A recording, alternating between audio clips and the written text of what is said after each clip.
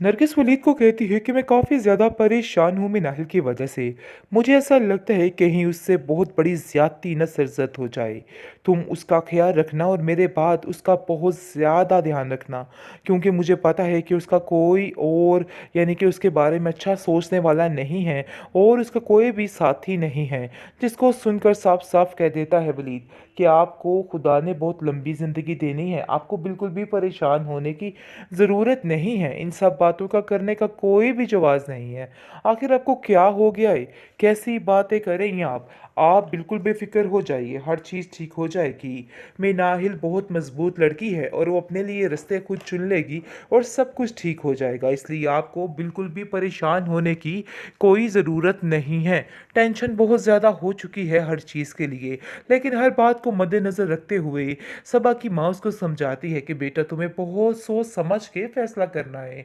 हर चीज़ का एक वक्त होता है, तुम्हें इस चीज़ को जीतना है और ये जो तुम्हें लग रहा है ना कि सब कुछ ख़त्म हो जाएगा, ऐसा कुछ भी नहीं है। तुम्हें बहुत समझदारी अक्लमंदी के साथ ये सब कुछ करना है, क्योंकि मुझे भी तुम्हारे मामलात कुछ ठीक नहीं लग रहे। ऐसा लग रहा है कि कहीं कुछ बहुत बड़ी गड़बड़ ना हो जाए, लेकिन मुझे इस चीज़ का पूरा पूरा यकीन है कि तुम इन सब चीज़ों को हैंडल कर लोगी और बहुत जल्द सब कुछ ठीक हो जाएगा।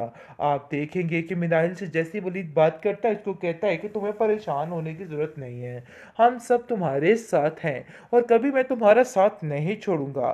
जिस पर वो कहती है कि मुझे बस इन लोगों की बातों ने तंग करके रख दिया है।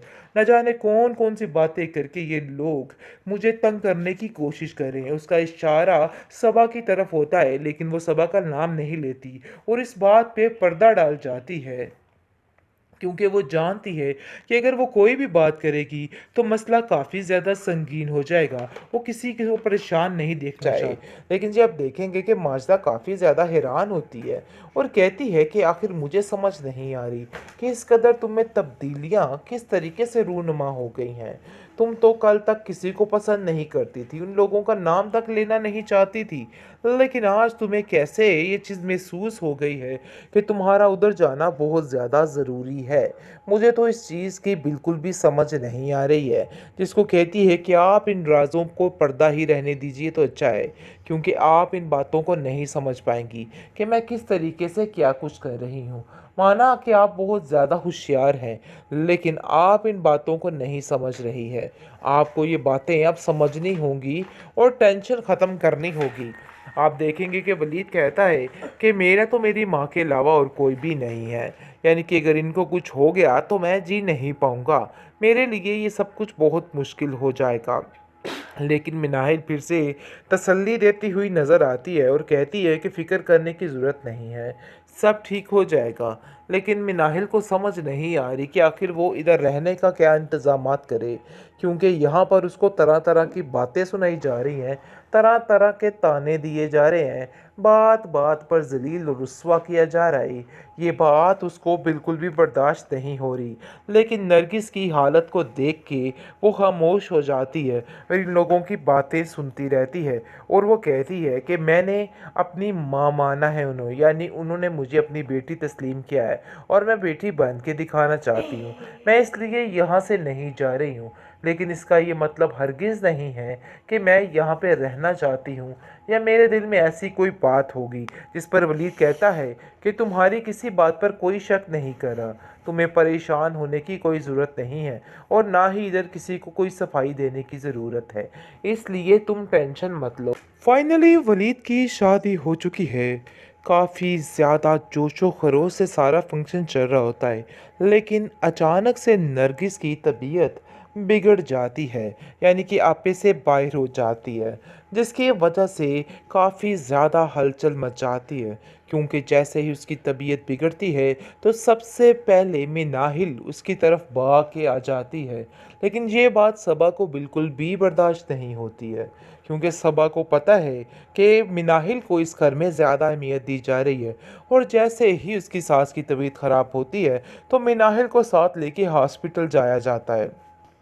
ये बात सबा को बिल्कुल भी पसंद नहीं आ रही और वो काफ़ी ज़्यादा गुस्से में आ जाती है और कहती है कि खाला अम्मी, देखिए इन लोगों ने मेरे साथ आखिर क्या किया है। इन लोगों को चाहिए था कि नरगिस आंटी को हॉस्पिटल मेरे साथ लेके जाया जाए, लेकिन इन लोगों ने सिर्फ और सिर्फ मिनाहिल को अहमियत दी है और मिनाहिल ही वहाँ गई है। आखिर ये सारा क्या तमाशा है, मुझे तो खुद कुछ समझ नहीं आ रही है। लेकिन जी आप देखेंगे कि काफ़ी ज़्यादा परेशान हो चुकी है मिनाहिल, क्योंकि मिनाहिल का यहाँ पे गुज़र बसर काफ़ी मुश्किल होता जा रहा है। लेकिन एक मजबूरी यानी कि नरगिस की ज़िम्मेदारी ने उसको काफ़ी परेशान कर दिया है, जिसकी वजह से इस परेशानी के आलम में उसको यहाँ पे रहना पड़ रहा है। लेकिन सबा के तो नाज नखरे ही ख़त्म नहीं हो रहे, क्योंकि ज़ारा उसके दिमाग में जो जो बातें बढ़ रही है वो नाकाबिले बर्दाश्त हैं। हर वक्त कोई ना कोई ऐसी बात लेके बैठ जाती है जिसकी वजह से टेंशन काफ़ी ज़्यादा बढ़ जाती है और बुरे तरीके से इस इंसान का दिमाग ख़राब कर रही है। यानी कि सबा को बार बार बहकावे दे के अजीबो गरीब बातें करके उनका घर ख़राब करने की कोशिश कर रही है। हालांकि इस चीज़ को ज़ारा को समझना चाहिए कि उसका घर अंदर से पूरे तरीके से टूट चुका है, लेकिन मजाल है कि उसको इन सब बातों की समझ आए। लेकिन जी आप देखेंगे कि माजदा काफ़ी ज़्यादा हैरान होती है और कहती है कि आखिर मुझे समझ नहीं आ रही कि इस कदर तुम में तब्दीलियाँ किस तरीके से रूनुमा हो गई हैं। तुम तो कल तक किसी को पसंद नहीं करती थी, उन लोगों का नाम तक लेना नहीं चाहती थी, लेकिन आज तुम्हें कैसे ये चीज़ महसूस हो गई है कि तुम्हारा उधर जाना बहुत ज़्यादा ज़रूरी है। मुझे तो इस चीज़ की बिल्कुल भी समझ नहीं आ रही है, जिसको कहती है कि आप इन राज़ों को पर्दा ही रहने दीजिए तो अच्छा है, क्योंकि आप इन बातों को नहीं समझ पाएंगी कि मैं किस तरीके से क्या कुछ कर रही हूँ। माना कि आप बहुत ज़्यादा होशियार हैं, लेकिन आप इन बातों को नहीं समझ रही है। आपको ये बातें अब समझनी होंगी और टेंशन ख़त्म करनी होगी। आप देखेंगे कि वलीद कहता है कि मेरा तो मेरी माँ के अलावा और कोई भी नहीं है, यानी कि अगर इनको कुछ हो गया तो मैं जी नहीं पाऊँगा, मेरे लिए ये सब कुछ बहुत मुश्किल हो जाएगा। लेकिन मिनाहिल फिर से तसल्ली देती हुई नज़र आती है और कहती है कि फ़िक्र करने की ज़रूरत नहीं है, सब ठीक हो जाएगा। लेकिन मिनाहिल को समझ नहीं आ रही कि आखिर वो इधर रहने का क्या इंतज़ामात करे, क्योंकि यहाँ पर उसको तरह तरह की बातें सुनाई जा रही हैं, तरह तरह के ताने दिए जा रहे हैं, बात बात पर जलील और रुस्वा किया जा रहा है। ये बात उसको बिल्कुल भी बर्दाश्त नहीं हो रही। लेकिन नरगिस की हालत को देख के वो खामोश हो जाती है और इन लोगों की बातें सुनती रहती है और वो कहती है कि मैंने अपनी माँ माना है उन्होंने, यानी उन्होंने मुझे अपनी बेटी तस्लीम किया है और मैं बेटी बन के दिखाना चाहती हूँ। मैं इसलिए यहाँ से नहीं जा रही हूँ, लेकिन इसका ये मतलब हरगिज़ नहीं है कि मैं यहाँ पे रहना चाहती हूँ या मेरे दिल में ऐसी कोई बात होगी। जिस पर वलीद कहता है कि तुम्हारी किसी बात पर कोई शक नहीं कर रहा, तुम्हें परेशान होने की कोई ज़रूरत नहीं है और ना ही इधर किसी को कोई सफाई देने की ज़रूरत है, इसलिए तुम टेंशन मत लो।